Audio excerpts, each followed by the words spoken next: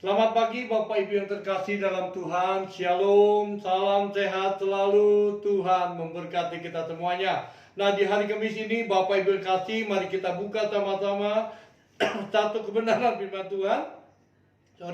Kisah Rasul yang ke-13 ayat 22 menjadi ayat bacaan kita. Setelah Saul disingkirkan, Allah mengangkat Daud menjadi raja mereka. Tentang Daud, Allah telah menyatakan, aku telah mendapatkan Daud bin Isai. Dikatakan, aku telah mendapatkan Daud bin Isai, seorang yang berkenan di hatiku dan yang melakukan segala kehendakmu. Nah saudara, kemarin kita berbicara apa kehendak Tuhan pada hidup kita. Nah saudara, hari-hari ini adalah hari-hari di mana biarlah setiap kita pribadi lepas pribadi ketika kita mempergunakan waktu ini saudara, kita harus mengerti bahwa di hari-hari kita mempergunakan waktu ini, kita harus mengerti tentang kehendak Tuhan. Nah, kehendak Tuhan yang bagaimana saudara, yang harus kita lakukan di masa-masa pandemi COVID-19 ini saudara. Daud bin Isai adalah seorang yang sangat berkenan di hadapan Tuhan. Bahkan saudara, Alkitab katakan dia itu sesuatu yang sangat berbeda dari orang-orang lain di zamannya saudara. Oleh karena itu di dalam Kisah Rasul yang ke-13 ayat yang ke-36 juga berkata begini. Sebab Daud melakukan kehendak Allah pada zamannya. Ini dia penting saudara. Kenapa Daud menjadi berkenan saudara? Karena Daud melakukan kehendak Allah di zamannya.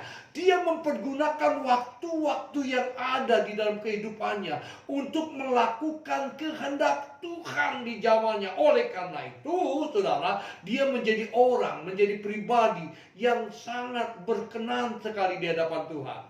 Saya percaya bahwa setiap kita saudara rindu menjadi anak-anak Tuhan yang berkenan di hadapannya. Katakan amin. Oleh karena itu saudara, kalau Daud saudara mempergunakan waktunya saudara dengan begitu baik dan efektif sekali. Apa yang dia lakukan saudara? Dia melakukan kehendak Bapa pada zamannya. Bapak Ibu yang terkasih dalam Tuhan, di masa pandemik ini saya berpikir bahwa yang paling penting yang harus kita lakukan saudara, di masa-masa pandemik ini, kehendak Bapa di dalam 1 Tesalonika 5 ayat 8, ini kehendak Bapa saudara. Dikatakan begini.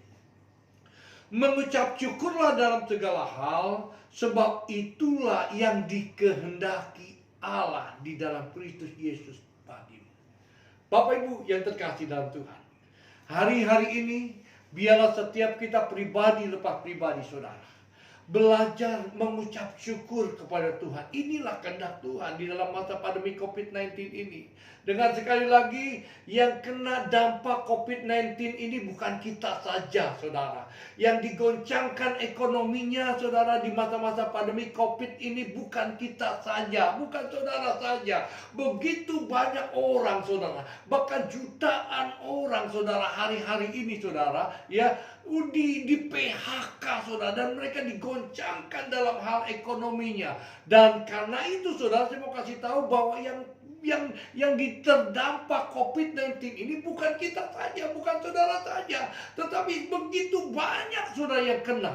Maka banyak di antara mereka di dalam masa-masa seperti ini mereka menggerutu sama Tuhan, mereka marah sama Tuhan, mereka begitu kira-kira saudara, ibadah pun akhirnya tidak serius, ya marah sama Tuhan saudara.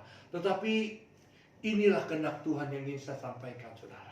Di dalam masa pandemi COVID-19 ini, biarlah setiap kita pribadi lepas pribadi, kita mau Bapak Ibu yang terkasih dalam Tuhan mengucap syukur kepada Dia. Kenapa? Karena inilah yang dikehendaki Allah. Katakan amin. Katakan amin. Oleh karena itu, biarlah pagi hari ini sebelum engkau melakukan segala aktivitasmu, awali pagi hari ini dengan berkata, aku bersyukur kepadamu ya Tuhan, karena aku ada sampai hari ini karena Engkau. Dan aku percaya sepanjang hidupku sampai masalah pandemi COVID ini selesai, Engkau tetap menyertai hidupku.